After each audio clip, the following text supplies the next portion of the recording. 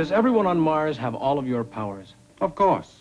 On Mars, powers are merely the facts of life. On Earth, we have the facts of life, too. But compared to yours, the birds and bees are for the birds. I know what you're thinking, Tim. But you just can't have one. You're not ready yet. Well, have you ever given a power to someone on Earth? Of course not. Well, then how do you know we're not ready? Now, you're always telling me not to prejudge, and you're prejudging now. No, I'm not. Yes, you are. Now, you say the people on Earth are not ready for Martian powers, and yet, no one on Earth has ever had a Martian power. I just couldn't do it. Well, I'd like to prove to you that we are mature enough. Well, what power would you take? Well, you talk to animals. You make me sound neurotic.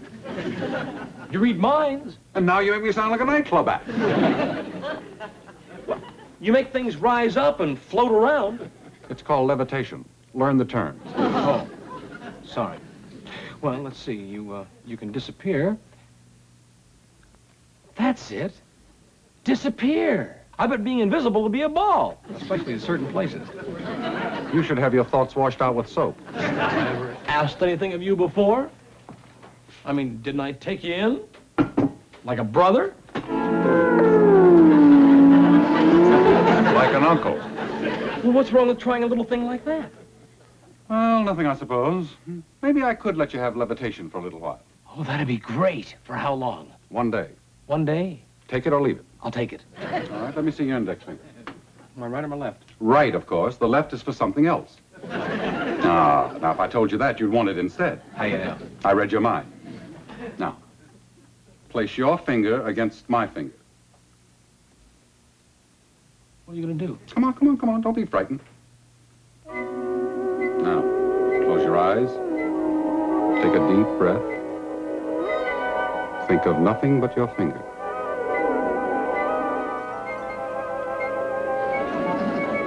There. You've got it.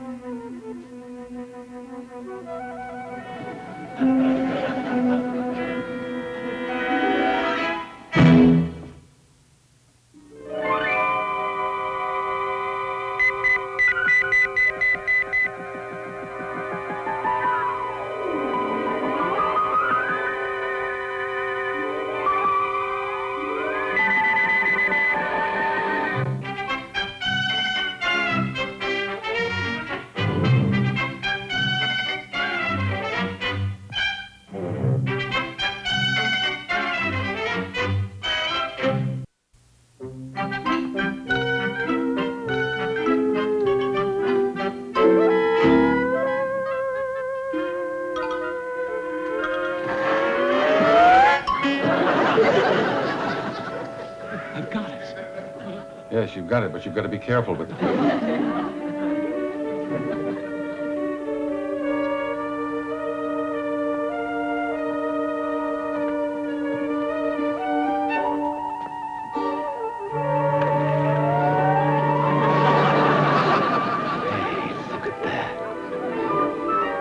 Put that fish back.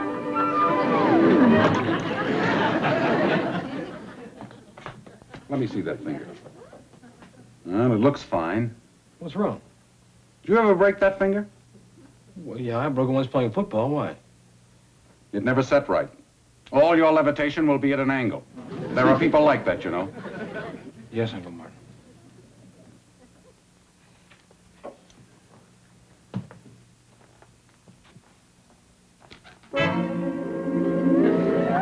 Hey, this is great! What you control. Hold that finger straight. That's it now. Compensate, compensate for that angle. Try a landing. Never take your eye off of what you're levitating. Oh. Watch this, Uncle Martin. Ease up on that middle joint. Now, now, now, bend the knuckle on that bank.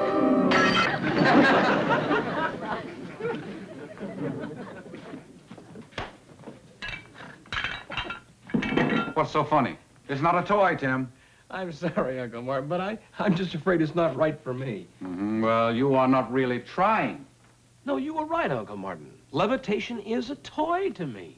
Now, this would be great if I was a piano mover or a bank robber, even a street sweeper, but I'm afraid being a reporter, I picked the wrong power. You can't change powers in midstream. Well, why not? So I made a mistake. Look, if I should have picked something that was a little more helpful in my work. I never should have started this. Uncle Martin, look. There's this reporter that has a city hall beat, and he's on vacation. And I have an interview tomorrow with a big shot councilman. I can't. Uncle Martin, if I could find out how he really thinks, how he's going to vote on particular issues, it'd help me a great deal. Come on, Uncle Martin. Give me a transfer. I'm not a streetcar conductor. Please. Well, not now, anyway. Why not? Well, before I give you mind reading, I'd have to take back levitation. All right, swell. Take it back. All right. Hold out your finger. All right, there. It's gone. So fast? Up chair. Up telephone. Up, Doctor. Up, Blitzen. It's gone, Tim. Really? That's great. Now, where's the mind reading? Tomorrow. All day? Can I have it all day? Until midnight. Gee, I feel like Cinderella. Why didn't you wake me earlier? I only have one day for mind reading. You have plenty of time, Tim, until midnight. Is it connected? You know, does it work? Can I read minds? Open the door and see. Good morning, Mr. O'Hara. Nice day. What was that? Just said it's a nice day. There's 2 cents postage due on my letter, right? Well, how'd you know? Just a wild guess. Oh. Yes, you're right. That's not our dog. We don't have a dog. It's funny. It's just what I was thinking. But I can tell you what you think is the worst kind of dog. What?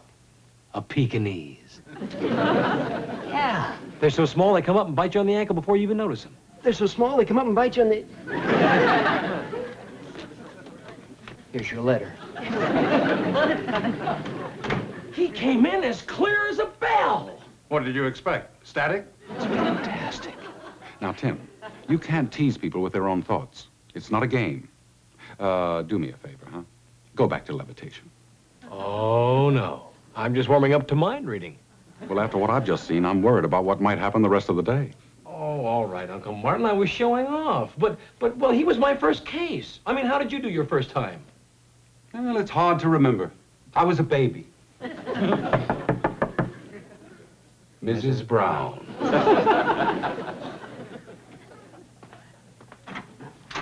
Oh, good morning, Tim. It certainly is a gorgeous morning.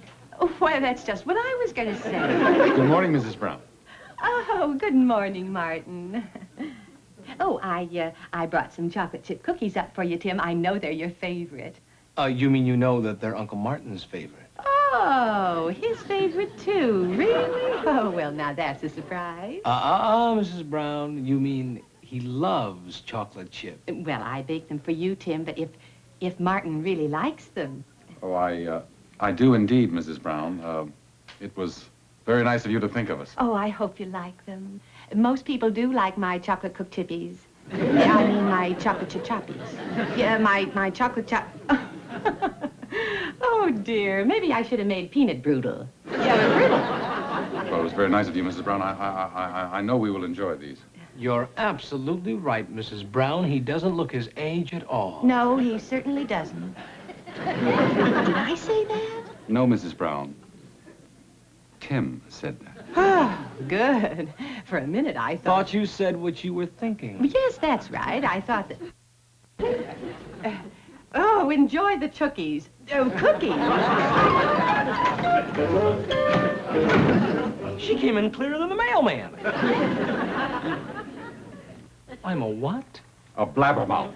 One of the first rules of mind reading is don't be a blabbermouth. Don't blab. I just said what she was thinking. That's blabbing. No, thank you. No coffee now. As a matter of fact, the lady would like milk later. Isn't that right, Daphne? I was just going to say that. Now, where were we? About your interview with Councilman Gramby this afternoon. I'll keep my fingers crossed for you. Well, you don't have to. This is my lucky day. What's the matter? Well, there's something I'm going to have to tell you. You see, I got this telegram. You mean telephone call? Yes, telephone call. You see, I have this aunt from New Jersey. Really? Your aunt? Uh-huh, from Brown Brook. And he? No, she. Well, she's coming into town this weekend, and I'm afraid I'm going to have to break our Saturday night date. Do you know how much extra I had to pay for those tickets to a broker? Well, I can't be rude to my aunt. Your aunt, huh? The tall aunt? Well, she's not that tall. Well, the 6'2" tall aunt with the broad shoulders and the big blue eyes, that aunt? My father's younger sister. Your father's younger sister who played tackle at Purdue? I don't know what you mean, Tim. Your Aunt Bronco. Have you been spying on me? Have you had my phone tapped? Had me followed? Or what? Really, your aunt? Couldn't you have said your grandmother who died or a story you had to go on out of town? Well, I've just never been so insulted in all my life. Who gets the salad? Oh, he does. And allow me to give it to him.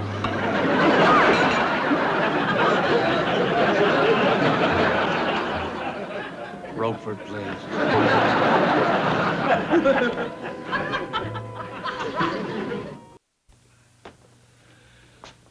Well, I'm off to interview Gramby, but first I'm going to stop by and get last-minute instructions from Burns. Tim, maybe we should... Call the whole thing off? Don't forget, I can read your mind, too. Well, then you know what I'm thinking. When I gave you the power of mind reading, it was like opening Pandora's box. Nothing but trouble has come out. Well, I'll admit that maybe I acted foolish with the mailman and with Mrs. Brown. Maybe even a little with Daphne, too. From what you told me, that was quite a lunch date you had with Daphne. Yes, That's not funny. What? That joke you're thinking, it must have been a tossed salad because she really tossed it. Sorry. But I'm really concerned about your interview. This power could get you into lots of trouble. Once I read Gramby's mind, I am going to write the interview of the year. Now, will you please stop worrying? I can't help it. It's my responsibility. I never should have given you mind reading, and, You might take it back? I might. Oh, no, you wouldn't. I just looked in there, and you'd never go back on a promise. Besides, I know how to use it better now. Oh, no, you don't. I just looked in there, and you don't. I think... That's not true. Besides... You never did, just this morning. That doesn't count. You were... I was not. Tim? Oh, no. You said till 12 midnight, not till 12 noon. Anyway... You wouldn't dare. I could... You wouldn't. You know, I sort of hate to leave now. You and I could have a wonderful conversation and not even say a word.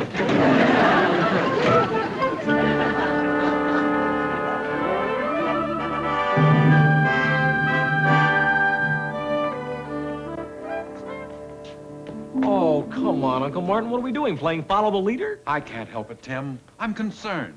But I'm a big boy now. I know, but I gave you dynamite to play with. And I'd feel better if I went along with you. Oh, that's swell. That sure makes me a big shot reporter. What am I supposed to say? Councilman Gramby, I'd like you to meet my Uncle Martin. He's here to keep an eye on me, just to make sure that I don't do anything silly. Yeah. You've got a point there. I know what I'll do.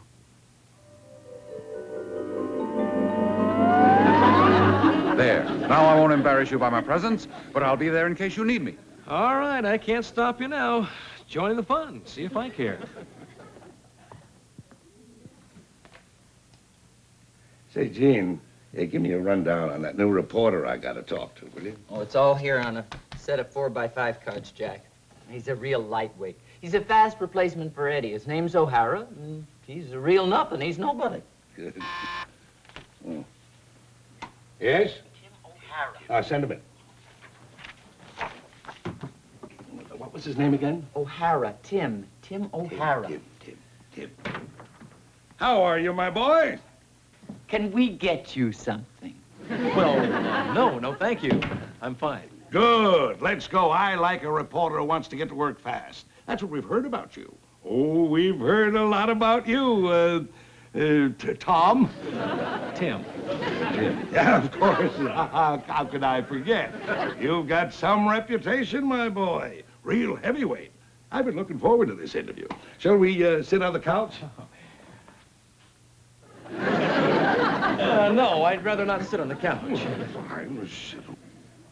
On second thought, let's sit on the couch. Yeah, whatever you say, my boy. Where shall we start? Oh, well, Councilman Gramby. Jack. Everybody calls him Jack. Part of the new breed, you know. Jack. Fire away. Yes. Well, I know the council will be voting next week. Oh, I love being interviewed by a reporter who's bothered to check the facts. Congratulations, my boy. Well, thank you very much. Now, there seems to be some concern about the new freeway going through your district. Right. Yes, well, have you made up your mind yet? I mean, are you going to vote for it or against it? Is that your full question? It's a hot potato, all right. Will you vote for it or against it? You've got to face issues. Jack always says that. If you were to ask me what advice I would give to a young man or a young woman starting out in politics today, I would sum it up in 2 words. Face issues. Now, what's your next question? My next question? Councilman's a busy man, Tom. Tim, let's get on with the interview. I don't mean to rush you, my boy, but I'm interested in your next question. Yes, well, now I know the new high school bond issue is coming up before the council. We owe a great responsibility to the youth. They are the voters of tomorrow. Oh, well, then you'll support the new bond issue. A lot of the voters of today aren't interested in the voters of tomorrow. You won't support it? Isn't he a peach of an interviewer, Gene? He sure is, Jack. If you were to ask me what advice I would give to a young man or a young woman starting out in journalism today, I would sum it up in 2 words. Clear questions. Now, do you have a third question? But I haven't... Yes? Oh, right away. The mayor wants you on your private line. He always wants me when I'm tied up. I'll take it inside. You think up some more good questions, my boy. I'll be back in 5 minutes. Make yourself at home. Be my guest. Fine. All right. Where are you? Here, in Jack's chair. Okay, wise guy. What did you do with my mind-reading power? I didn't do anything. Never trust a Martian. That's my motto. Where are you sneaking off to? You just can't face me, can you? Now, we made a deal, and you spoiled it just when I really needed it. First, I read his mind, yes. Then I read his mind, no. Then yes. Then no. All right. Where are you?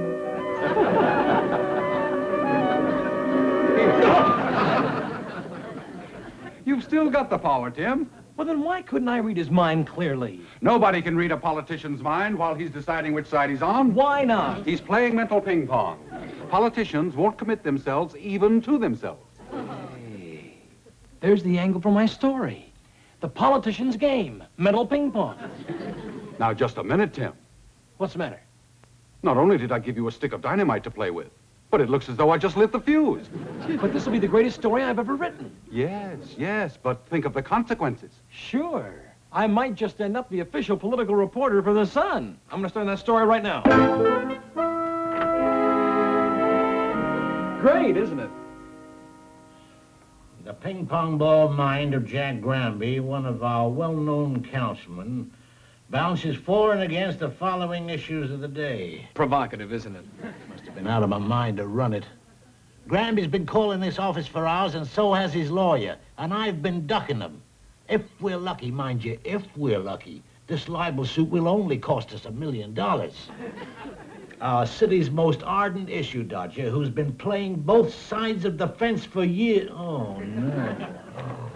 Make it $2 million. You know your next job. The obituary column? The obituary. Say, how the devil did you know I was thinking that? Oh, I don't know. Let's just say I had a feeling I was a dead duck.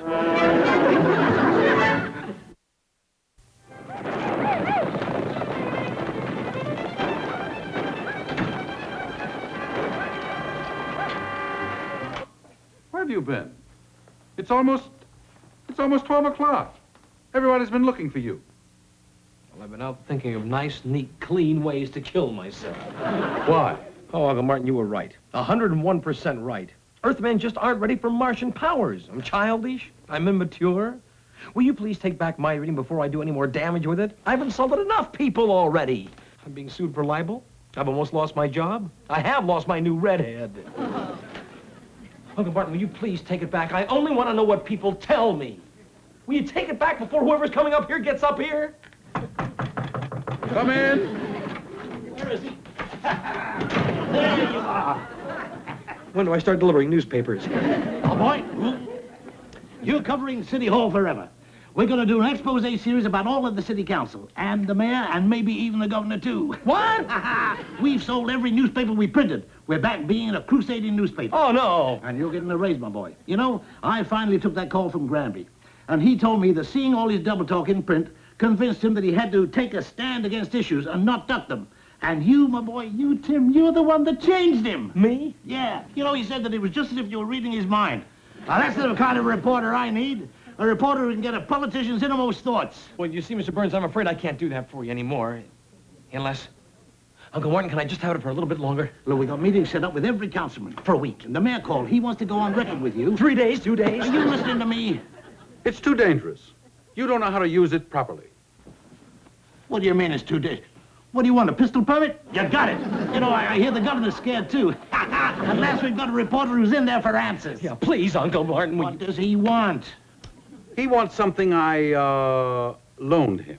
Oh, forget it. I'll buy you a new one. Look, I want to keep you happy, my Uncle boy. Martin, it's almost 12. You can do a story without it. Dig for your facts and push for the answers. What the devil did you give him? But I can't write well without it. An electrical typewriter. Is that what you want? Yeah, got it. Please, Uncle Martin, it's almost midnight. What is this, midnight? What, are you afraid of turning into a pumpkin? My head might. What the devil did you give him? Won't you tell me? Give me a hint. Is it bigger than a bread box? Animal, vegetable, and mineral. Do men use it more than women? 10, it's going. Oh, what's the matter with you, Tim? 11, nothing's coming in clear now. I'm going to call a doctor. I'll get the old man's doctor. He's the biggest man on the coast. 12, it's gone. What do you mean it's gone? What the devil did you give him? You would never believe it, Mr. Burns. Never. Oh, hello. I'm Daphne Joyce. How do you do? Hello. I'm Tim's Uncle Martin. Oh, well, is Tim home? I have something important I want to tell him. Well, he's in the other room.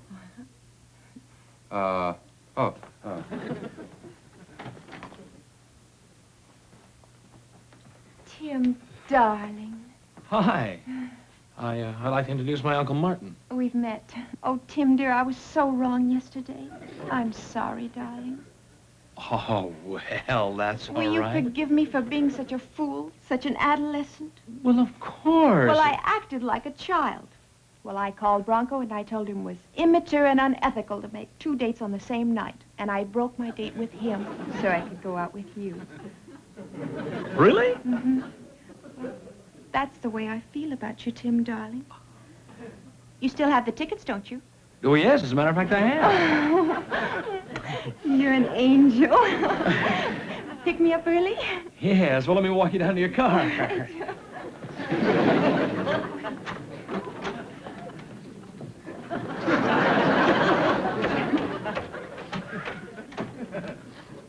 Oh, if Tim could only read minds today. You see, it was Bronco who switched her date to Sunday. But that's our little secret, isn't it?